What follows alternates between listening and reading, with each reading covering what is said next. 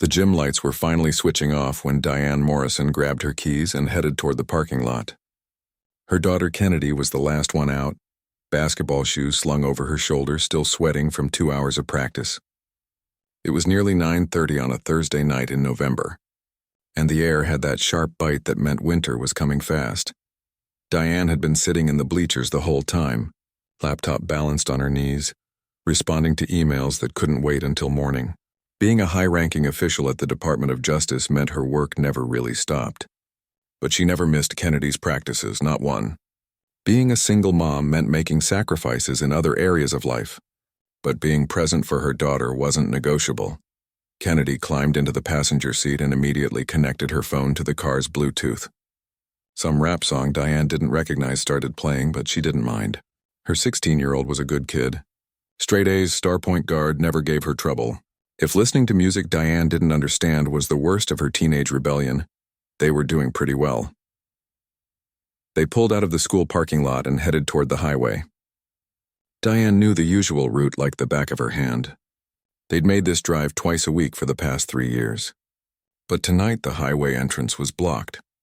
Orange cones and a detour sign redirected traffic. Some kind of accident or construction. Diane sighed and took the detour, following the signs that led them through a neighborhood she didn't know well. The streets were darker here. Fewer streetlights. The houses looked run down, many with boarded-up windows or overgrown yards. Diane kept her eyes on the road, following her GPS as it recalculated the route home. Kennedy was scrolling through her phone, texting her teammates about something that happened at practice. That's when Diane saw the flashing lights in her rearview mirror. Red and blue, bright and urgent. Her stomach dropped the way it always did, even though she hadn't done anything wrong. Even though she was a federal official who worked in law enforcement. Even though she knew her rights better than most lawyers. There was something about those lights that made every black person's heart beat faster. She put on her turn signal and pulled over to the side of the street, making sure to stop under a streetlight.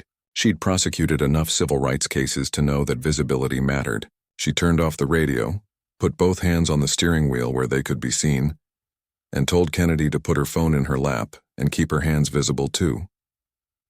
Kennedy's eyes went wide. "Mom, what did we do?" "Nothing, baby. Just stay calm. Hands where they can see them." 2 officers approached the car, one on each side. The one on Diane's side had his flashlight up, shining it directly in her face. She couldn't see his expression, just the bright beam that made her squint. "License and registration," he said. "Not please. Not good evening. Just a command." Diane kept her voice steady. "Officer, I'm going to reach into my glove compartment for my registration, and then I'll get my license from my purse. I'm telling you what I'm doing before I do it." "Just get it," he said, impatient. She moved slowly, deliberately, got the registration from the glove box, retrieved her license from her purse on the floor, handed both through the window. The officer on Kennedy's side was shining his flashlight all around the inside of the car, looking at the back seat, peering into every corner. The first officer looked at her documents with his flashlight. "This your current address?" "Yes, sir." "Where are you coming from tonight?" "My daughter's basketball practice at Lincoln High School." He didn't respond to that. Just kept looking at her license like there was something wrong with it. The other officer was still peering through Kennedy's window, making her nervous. Diane could see her daughter's hands trembling slightly. "Step out of the vehicle," the first officer said suddenly. Diane's legal training kicked in immediately. "Officer, can you tell me why you pulled me over?" "I said step out of the vehicle. Am I being detained? Am I free to go?" The officer's jaw tightened. Diane could see it even in the dim light. She'd seen that look before in depositions and interrogations. It was the look of someone who didn't like being questioned, who didn't like having their authority challenged. "Your vehicle matches the description of one involved in an armed robbery about 30 minutes ago. Dark sedan, temporary plates." Diane glanced at her dashboard where her registration sticker was clearly visible. "Officer, as you can see, I have permanent plates. My registration is current. My vehicle is a Honda Accord. Can you tell me what kind of vehicle was involved in the robbery?" "Ma'am, I need you to step out of the vehicle now." There was an edge to his voice now. A warning. Diane had been in enough tense situations to know when to push and when to comply. She unbuckled her seatbelt slowly and opened her door. As soon as she stepped out, she saw more lights approaching. 2 more police cars pulled up behind the first one, then another. 5 patrol cars total, all with lights flashing, turning the quiet street into a chaos of red and blue. This wasn't right. This wasn't a routine traffic stop anymore. Her heart was pounding now, and she fought to keep her breathing steady.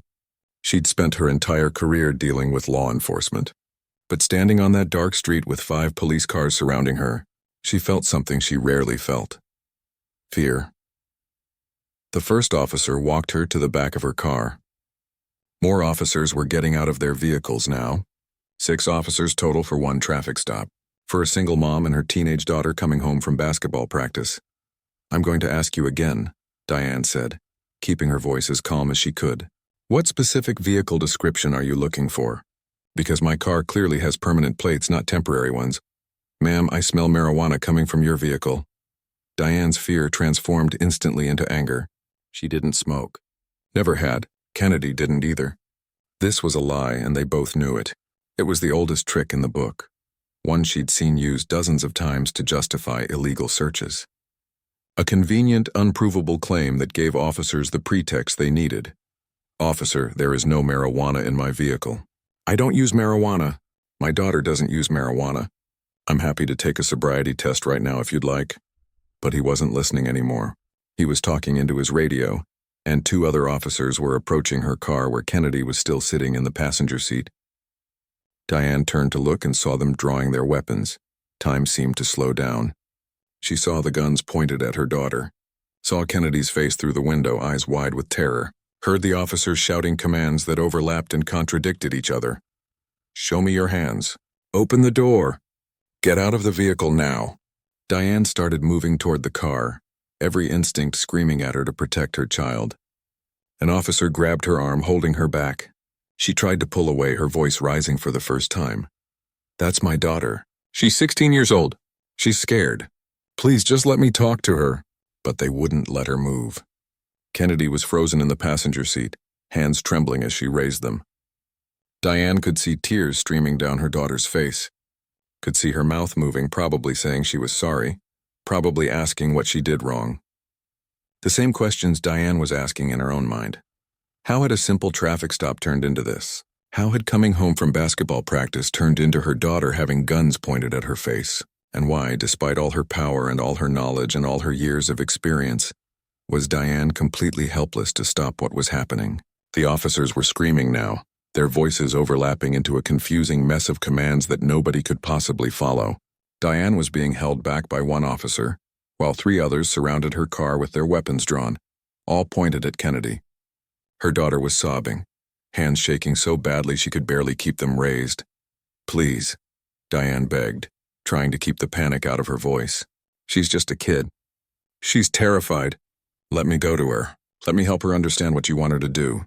"Ma'am, stay back," the officer holding her arm said firmly. Kennedy was hyperventilating now. Diane could see her chest rising and falling rapidly, could see the terror in her eyes. This was her baby, her only child, the girl she'd raised alone since she was 2 years old, the girl who still sometimes climbed into bed with her after a nightmare, and there were 3 guns pointed at her face. "Kennedy, baby, it's okay," Diane called out, her voice cracking. "Just do exactly what they say.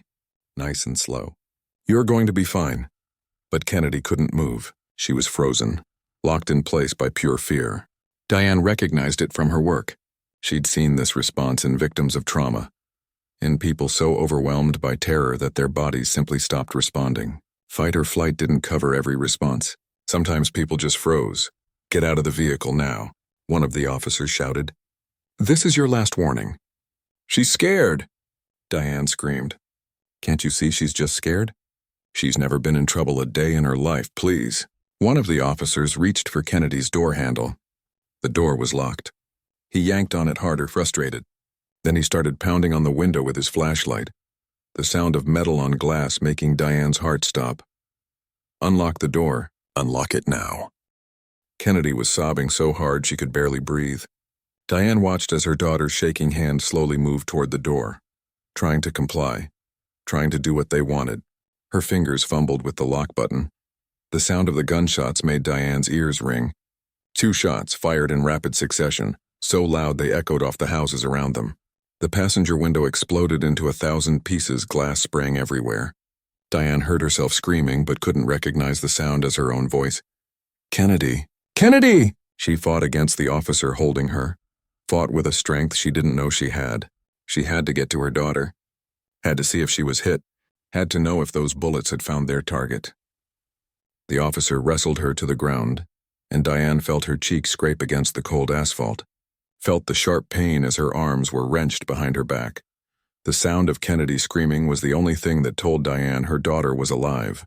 Through the chaos and the shouting and the ringing in her ears, she could hear Kennedy crying, could hear her saying, "Mom, Mom, Mom," over and over like a prayer.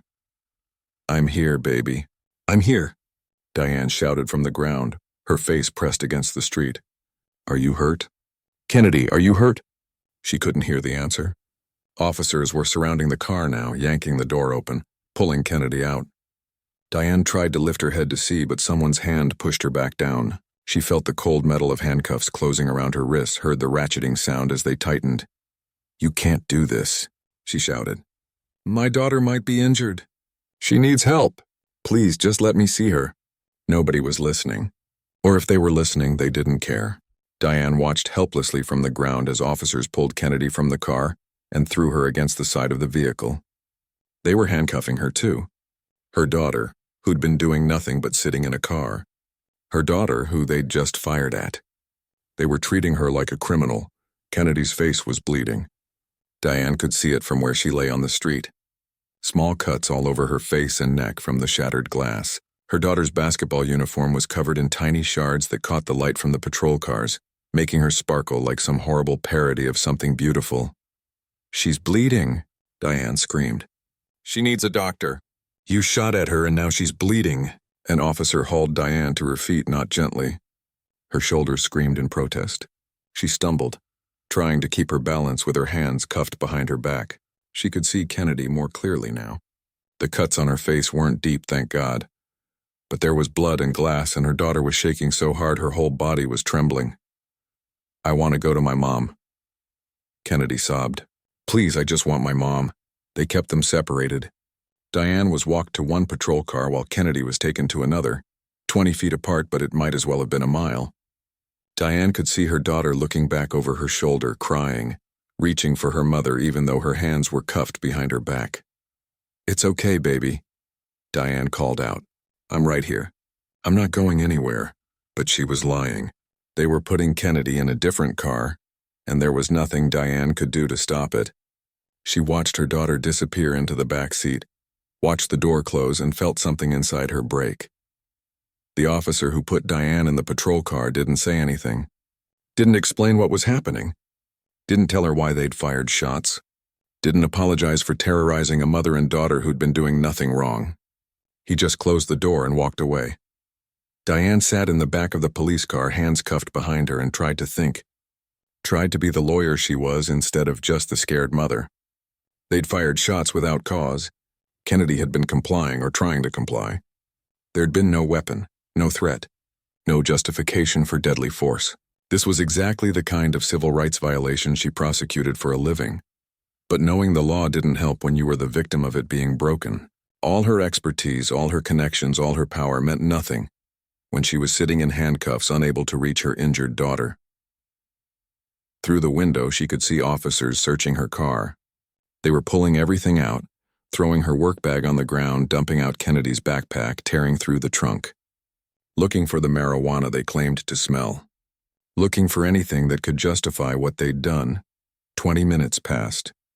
Then 30. Diane counted the minutes by watching the clock on the dashboard of the patrol car she was in. Kennedy was still in a different car. Still alone. Still probably terrified out of her mind.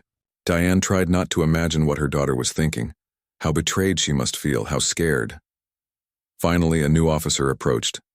He was older than the others, with gray hair and sergeant stripes on his uniform. He opened the door of the patrol car where Diane sat. "Ma'am, I'm Sergeant Rodriguez. I need to ask you some questions."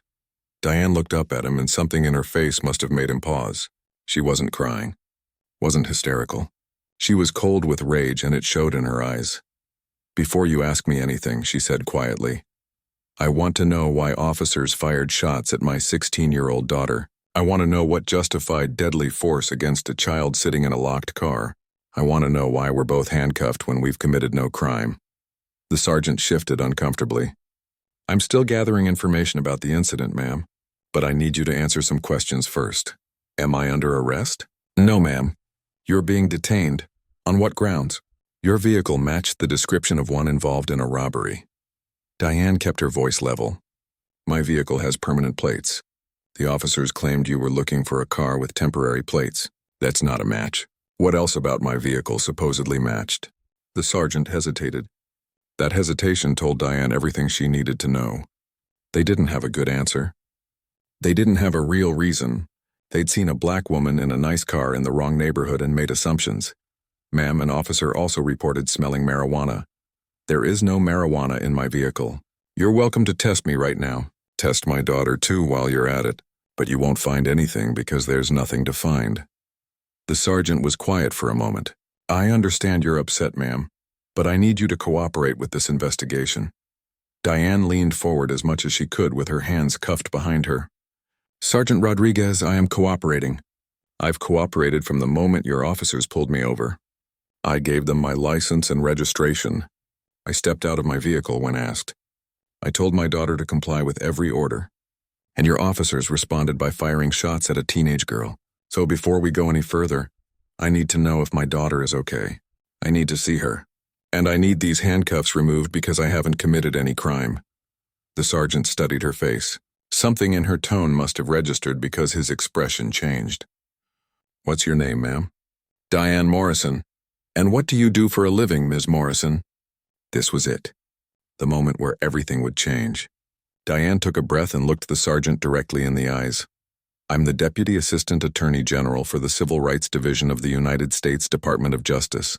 And Sergeant Rodriguez, you and your officers have just committed every civil rights violation I spend my career prosecuting.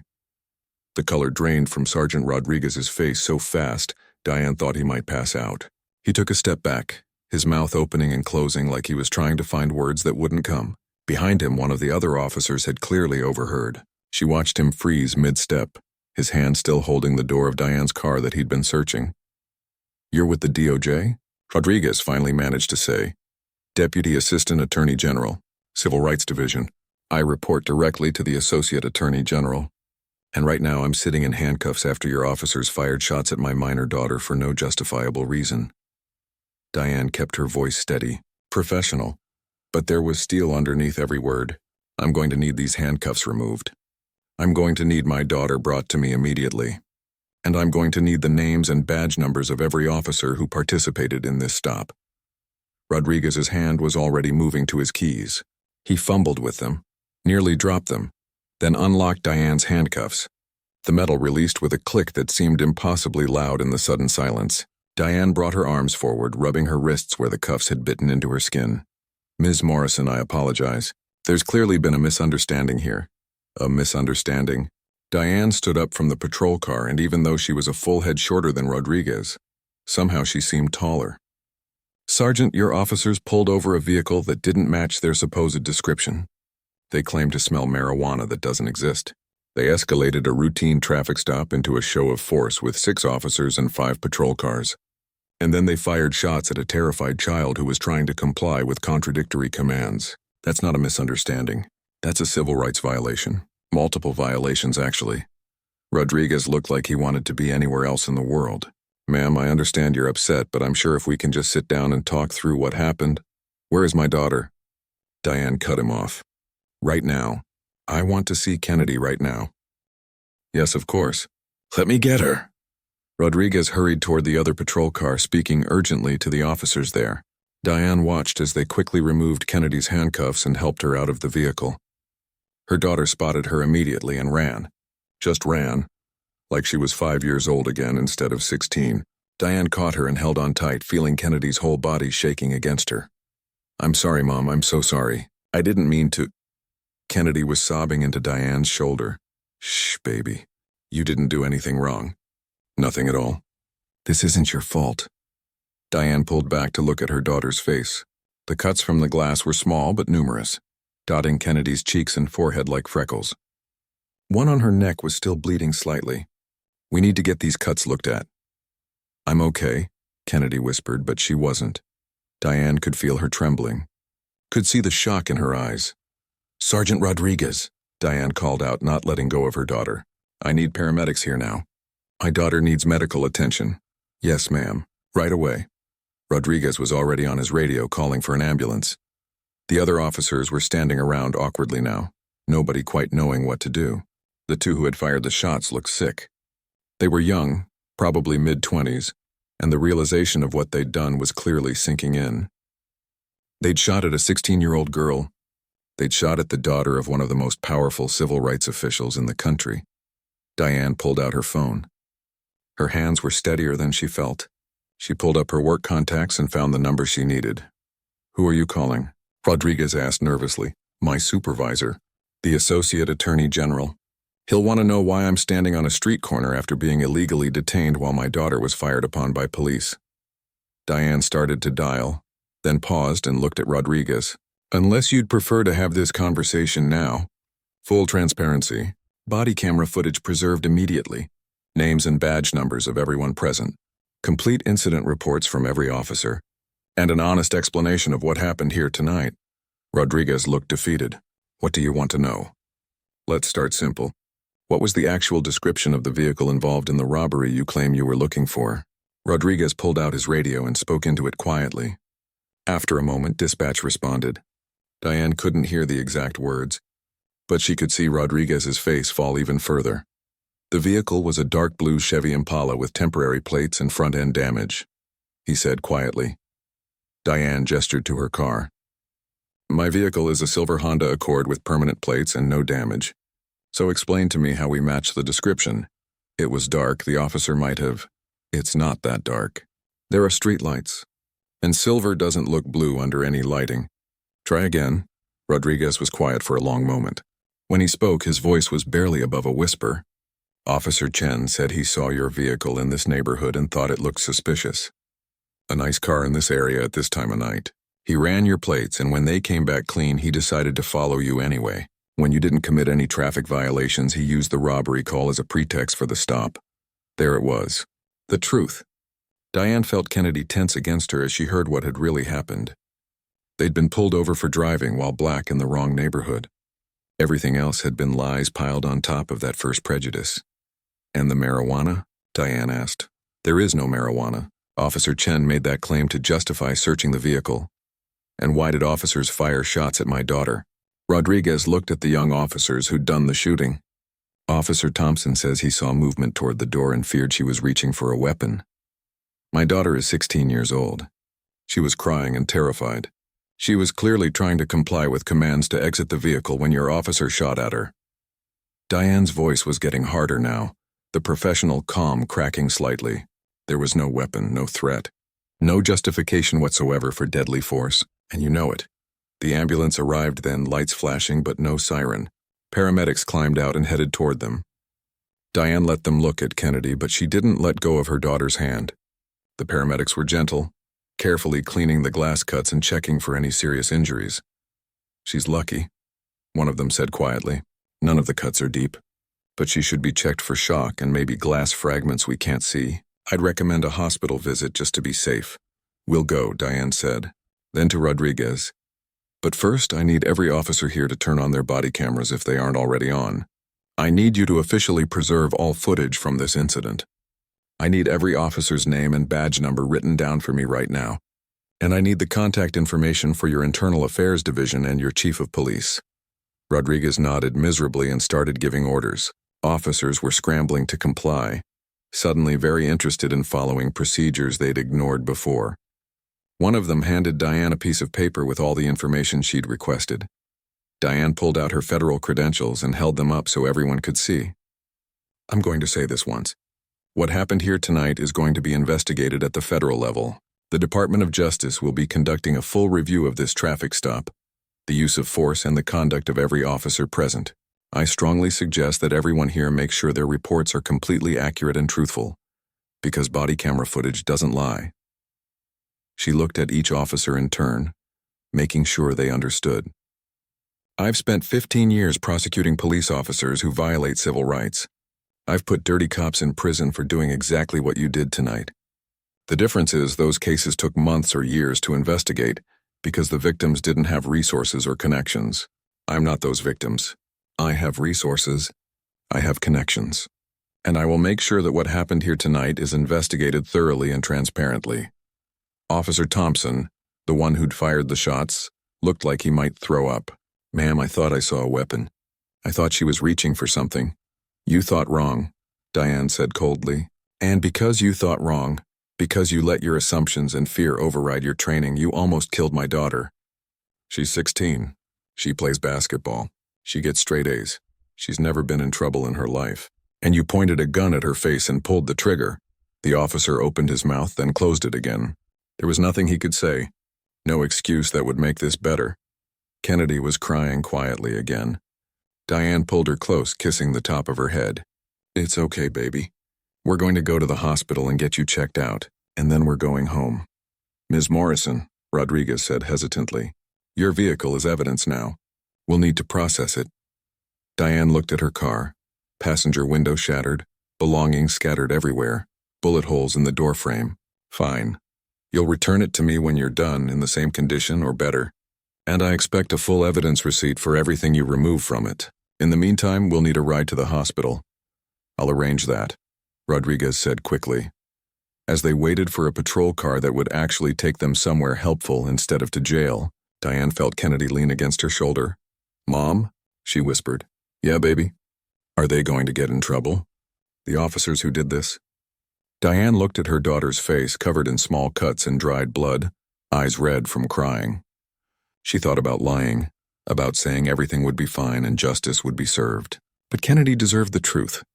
I don't know, Diane admitted. The system is complicated. But I promise you this. I'm going to do everything in my power to make sure what happened to us tonight doesn't happen to someone else. That has to count for something. Kennedy nodded against her shoulder. Neither of them said what they were both thinking. That Diane's power hadn't protected them tonight. That all her expertise and authority and connections hadn't stopped officers from pulling them over, terrorizing them, and shooting at her daughter. If this could happen to them, what chance did ordinary people have? It was a question that would haunt Diane in the days to come. But right now she just held her daughter and waited for the ambulance to take them away from the flashing lights and the officers who'd rather look anywhere than at the faces of the people they'd hurt. The fluorescent lights of the emergency room made everything look harsh and unreal. Diane sat in a plastic chair while a nurse carefully picked tiny pieces of glass from Kennedy's hair. Her daughter winced with each piece removed, but she didn't complain. She hadn't said much of anything since they left the scene of the traffic stop.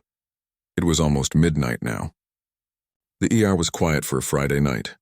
A few other patients sat in the waiting area, trying not to stare at the black woman and teenage girl covered in small cuts. Diane had given the intake nurse the bare minimum of information. She wasn't ready to tell the whole story yet. Wasn't ready to make this public. Not until she had all her facts straight. Her phone had been buzzing constantly. Texts from colleagues who'd somehow heard what happened. A missed call from the Attorney General's office. 3 messages from her sister asking if she was okay. Diane ignored them all. She'd deal with everything tomorrow. Tonight she just needed to make sure Kennedy was okay. All done, the nurse said gently. She'd been kind, asking no questions beyond medical ones.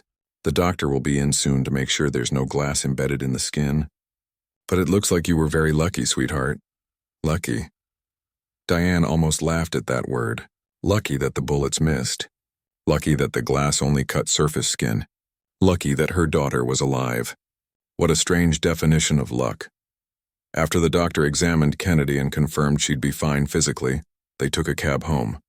Diane's car was still being processed as evidence. The cab driver kept glancing at them in the rearview mirror, clearly curious about the cuts on Kennedy's face but smart enough not to ask. When they finally got home, it was almost 2 a.m. Their house had never looked so good to Diane. Safe, familiar, normal. She helped Kennedy wash the dried blood from her face and neck, helped her change into pajamas and tucked her into bed like she was a little kid again. Mom? Kennedy's voice was small in the darkness. Yeah, baby? I keep seeing the gun. Every time I close my eyes, I see it pointed at me. Diane sat on the edge of the bed and took her daughter's hand. I know, honey. But you're safe now. You're home. I thought I was going to die. When I heard the gunshots, I thought that was it. I thought I'd never see you again.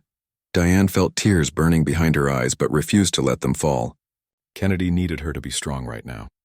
But you didn't die. You're right here. You're okay. But what if next time? There won't be a next time. I promise you, Kennedy. I'm going to make sure this never happens to you or anyone else again. Kennedy was quiet for a moment. How can you promise that? You're like super important at the DOJ, and they still did this to us. If you couldn't stop it, how can you stop it from happening again? It was the same question Diane had been asking herself all night. You're right. I couldn't stop it from happening to us. But now I can use what happened to make changes. Real changes. Sometimes the system only pays attention when something happens to someone they can't ignore. That's messed up, Kennedy said softly. Yeah, baby, it really is. Diane stayed with Kennedy until she finally fell asleep, though it took almost an hour. Even then, her daughter's sleep was restless, full of jerky movements and small sounds of distress. Diane sat in the chair by the bed and watched her, and let herself cry quietly in the darkness. When morning came, Diane was running on 2 hours of sleep and pure rage. She'd spent the time Kennedy was asleep making a plan. She knew how these things worked. The police department would circle the wagons. The union would defend the officers. There would be an internal investigation that would clear everyone of wrongdoing. And unless someone pushed hard, nothing would change. But Diane wasn't just someone. She was the person who pushed. She called her supervisor before 7 in the morning. He picked up on the first ring. Diane, I heard what happened. Are you and Kennedy okay? Physically, yes. Everything else? That's going to take longer. She laid out what happened in clear, precise terms. No emotion, just facts. It was easier that way. I want to handle this personally. Diane, you know you can't. You're the victim. There's a conflict of interest. I'm not asking to make the final decisions, but I want oversight. I want to make sure this is investigated properly. And I want our best people on it. There was a pause. You know the optics of this are complicated. If it looks like the DOJ is going after these officers because of who you are, then it looks like the DOJ actually cares about civil rights violations. Let them complain about the optics. I'm more concerned about the reality, which is that officers profiled me, lied to justify a traffic stop, escalated without cause, and fired shots at a minor. If this happened to anyone else, we'd investigate it. The only reason not to is if we're saying that high-ranking officials don't deserve the same protection under the law as everyone else. Another pause, then a sigh. Okay, I'll assign your team to it. But Diane, you need to recuse yourself from any final decisions, and you need to take some time off. You and Kennedy both need time to process this. I'll take a few days, but I'm not taking weeks. This is too important. She hung up and immediately started calling her team. By 8 in the morning, she had 3 of her best investigators assigned to the case. By 9, they'd requested all body camera footage, dispatch recordings, and incident reports from the Richmond Police Department. By 10, they'd served notice that the DOJ was opening a formal civil rights investigation. Kennedy slept until almost noon. When she finally came downstairs, she looked terrible. Eyes swollen from crying, cuts on her face standing out against her skin, moving like every muscle hurt. How are you feeling? Diane asked, though she already knew the answer. Like I got hit by a truck. Kennedy slumped into a chair at the kitchen table. Is it on the news? Not yet. But it will be soon. Once the investigation is public, reporters will start asking questions. Are you going to talk to them? Diane had been thinking about this all morning. I don't know yet. Part of me wants to. Part of me thinks it'll just make things worse. What does the part that wants to say? That if this happened to us with all the privilege and power and protection we supposedly have, then what's happening to people who don't have those things? That maybe people need to hear this story so they understand it's not just about bad neighborhoods or bad people. It's about bad systems that let officers get away with this over and over. Kennedy picked at the bandage on her arm where an IV had been inserted last night. I think you should tell people. I think they need to know. Baby, if I go public with this, your face is going to be all over the news. People are going to have opinions. Some of them are going to say horrible things. They're going to blame us, blame me for not cooperating, blame you for being scared. Are you ready for that? Kennedy looked up and there was something different in her eyes. something harder than had been there yesterday. "Mom, they already blamed us. The officers blamed us last night when they said our car matched a description it didn't match. When they said they smelled marijuana that wasn't there. When they said I was reaching for a weapon when all I was doing was trying to open the door like they told me to. So yeah, more people are going to blame us. But at least this way, other people will know what really happened." Diane looked at her daughter and felt proud and heartbroken at the same time. 16 years old and already learning lessons about injustice that Diane had hoped she could protect her from for a little while longer. "Okay," Diane said. "We'll tell our story. But on our terms. No ambush interviews, no sensationalism. We tell the truth and we let the evidence speak for itself." Over the next few days, Diane worked 16-hour days despite her supervisor's orders to rest. She couldn't rest. Every time she closed her eyes, she saw guns pointed at her daughter. Every time she tried to relax, she remembered Kennedy's screams when the shots were fired. The only thing that helped was working. Her team was thorough. They reviewed all the body camera footage, which showed exactly what Diane remembered. Officers escalating without cause. Kennedy frozen with fear. The shots fired at a child who posed no threat.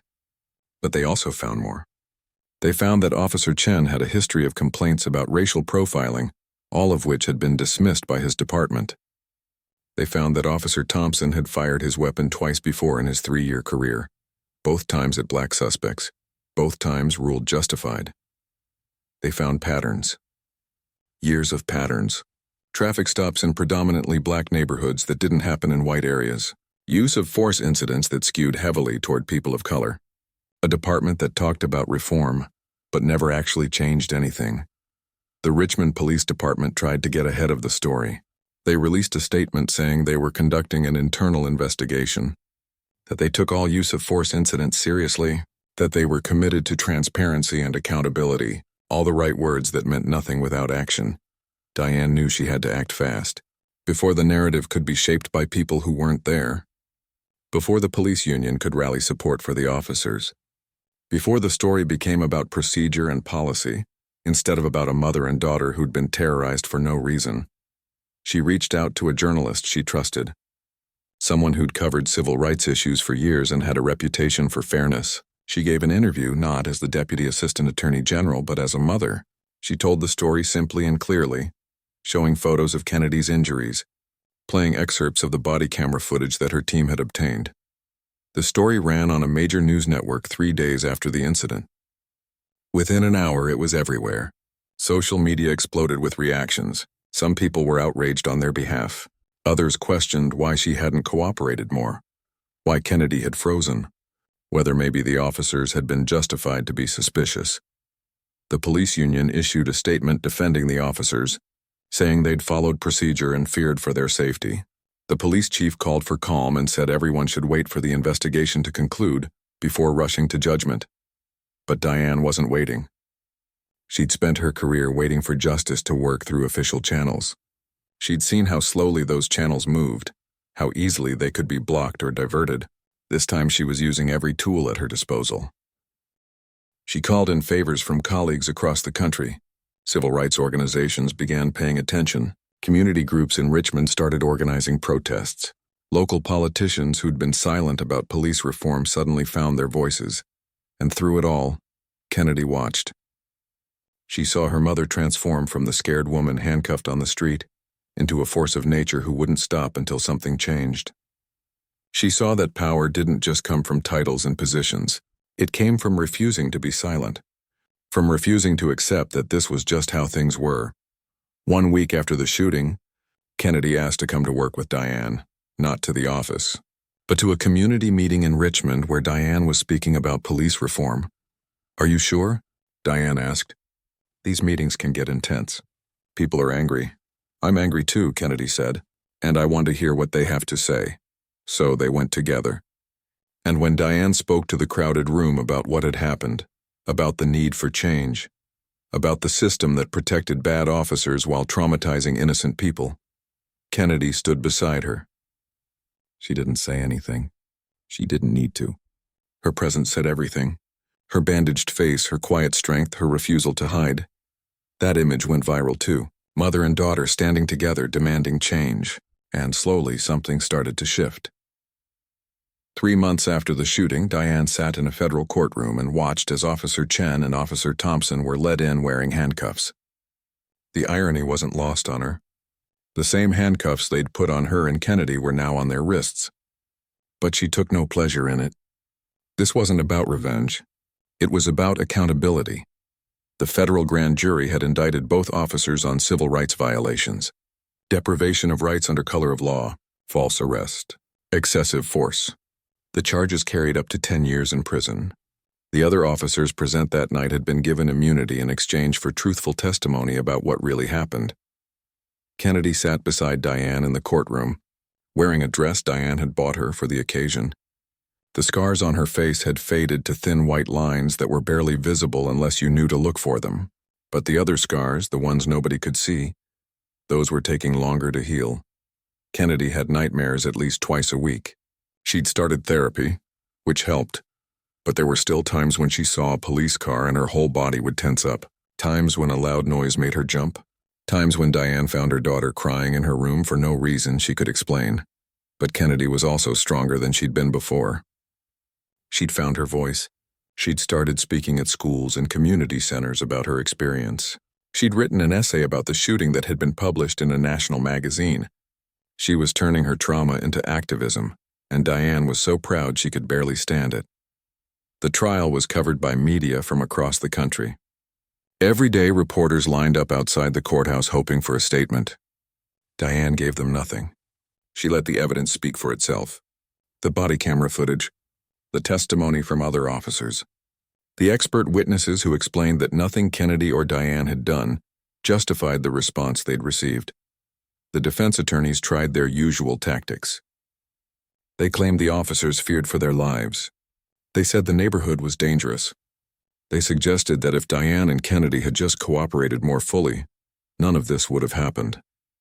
They put character witnesses on the stand who swore that Chen and Thompson were good officers who'd made a split-second decision in a tense situation. But the jury didn't buy it. After 3 days of deliberation, they came back with guilty verdicts on all counts. Chen got 7 years. Thompson got 6. Both would serve their time in federal prison. When the verdicts were read, Diane felt Kennedy's hand slip into hers. She squeezed it gently but didn't look at her daughter. She was watching the officers, seeing the moment when they realized their lives had just changed forever. She wondered if they thought about Kennedy when they went to sleep at night. If they saw her terrified face the way Diane did. If they understood what they'd taken from a 16-year-old girl who'd done nothing wrong. Outside the courthouse, reporters swarmed them. Diane had prepared a statement. She kept it brief. Justice was served today, but our work isn't done. What happened to my daughter and me happens to people every day across this country. The difference is that most of those people don't have the resources or platform to fight back. Until we reform the systems that allow this kind of abuse to happen in the first place, until we hold departments accountable and not just individual officers, cases like this will keep happening. That's not acceptable. We can do better. We must do better. The Richmond Police Department had already begun doing better, though not by choice. The DOJ investigation hadn't stopped with the criminal case against Chen and Thompson. Diane's team had conducted a comprehensive review of the department's practices and found exactly what she expected to find. Years of civil rights violations, patterns of discriminatory policing, a culture that protected bad officers and punished those who spoke up about problems.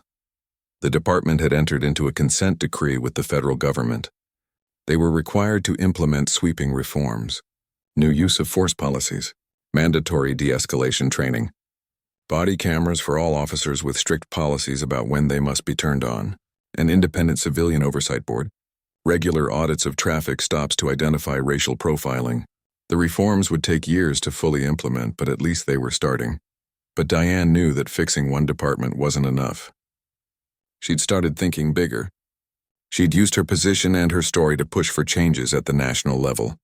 New guidelines for federal funding of police departments, requirements for data collection on use of force incidents, support for officer wellness programs that could identify and help officers struggling with stress before it led to violence.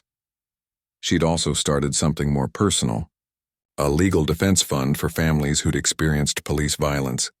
She'd seeded it with her own money, and raised more from donors who'd been moved by her story. In its first 6 months, the fund had helped 23 families hire lawyers, access therapy, and navigate the complex process of seeking accountability. One of those families was the Johnsons. Their son Troy had been shot during a traffic stop 2 years before Diane's incident. The officers claimed he'd reached for a weapon. The family insisted he'd been complying. There was no body camera footage because the officer had conveniently forgotten to turn his on. The case had been closed, ruled a justified shooting, and the family had no money to fight it, until Diane's fund paid for a lawyer who reopened the case, who found witnesses the police had never interviewed, who uncovered evidence that had been ignored. Troy's case was now being investigated federally. It wasn't over yet, but there was hope where before there had been none. Kennedy took a particular interest in Troy's case.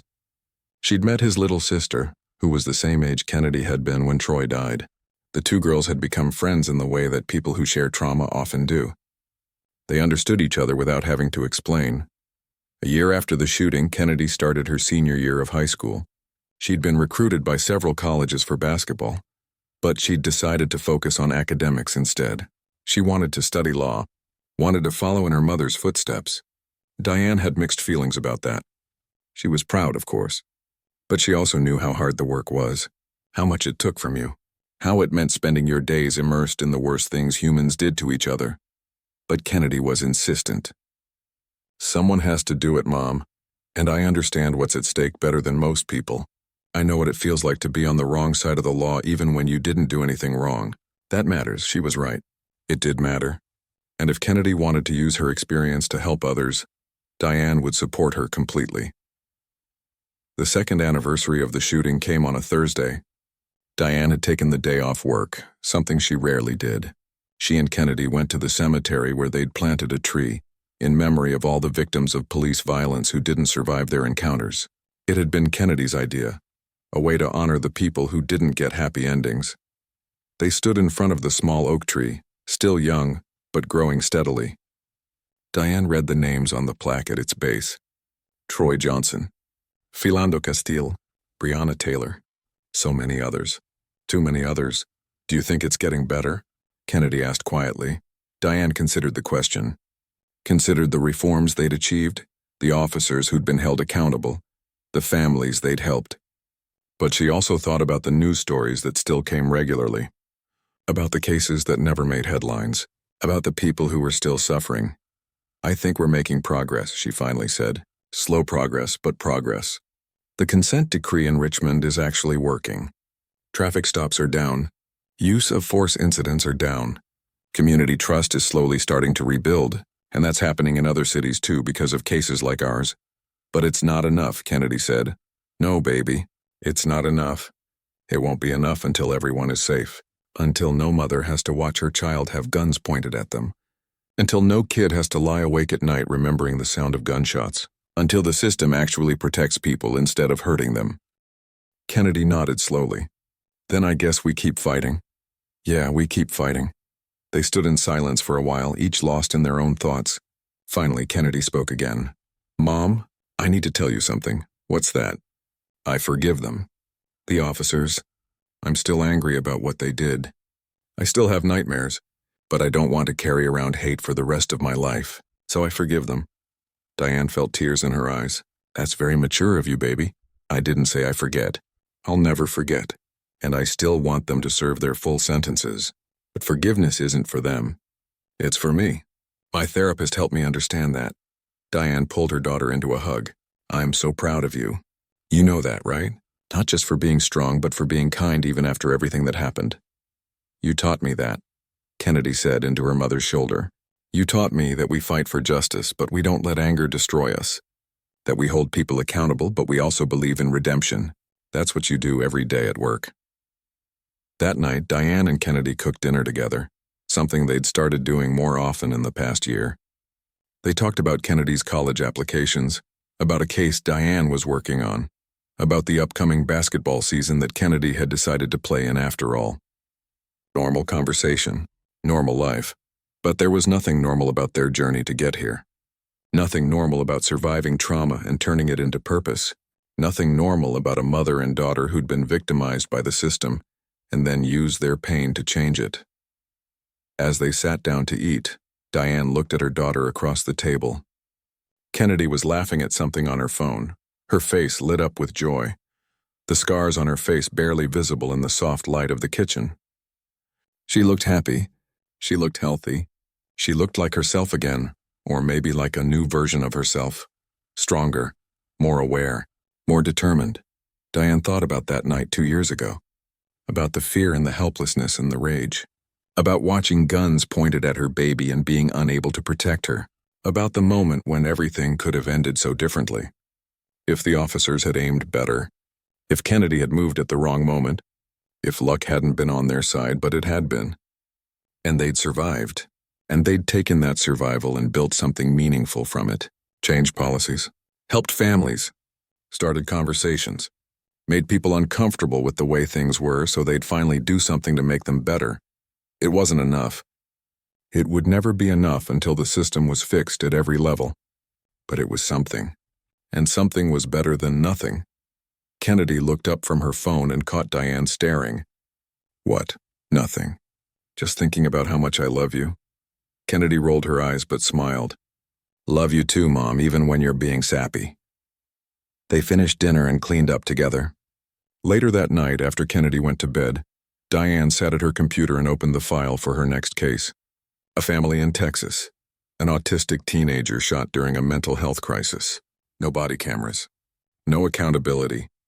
Just another story of a family torn apart by violence that should never have happened. Diane started reading the case file. She made notes. She outlined her strategy. And she got to work, because the work never stopped. Because there were too many families like hers who needed someone to fight for them. Someone who understood what they were going through. Someone who wouldn't give up. She worked late into the night, fueled by coffee and determination and the memory of her daughter's face when those guns were pointed at her. She worked because that's what you did when you'd been given a second chance. You used it. You fought. You made it mean something. And somewhere in Virginia, Kennedy was sleeping peacefully for the first time in months. No nightmares interrupting her rest. She was dreaming of her future. Of the law degree she'd earn. Of the people she'd help. Of the changes she'd make. Mother and daughter. Both fighters in their own way. Both survivors. Both determined to make sure that what happened to them would happen to fewer and fewer people with each passing year. It wasn't a perfect ending. There were still hard days. Still struggles. Still work to be done, but it was real. And it was honest. And it was a testament to the power of refusing to stay silent in the face of injustice. The story of Diane and Kennedy Morrison didn't end on that street corner with guns and handcuffs and shattered glass. It began there, and it was still being written one case at a time, one family at a time, one small victory at a time, because that's how change happens. Not all at once, but piece by piece, fight by fight, person by person, and they were just getting started.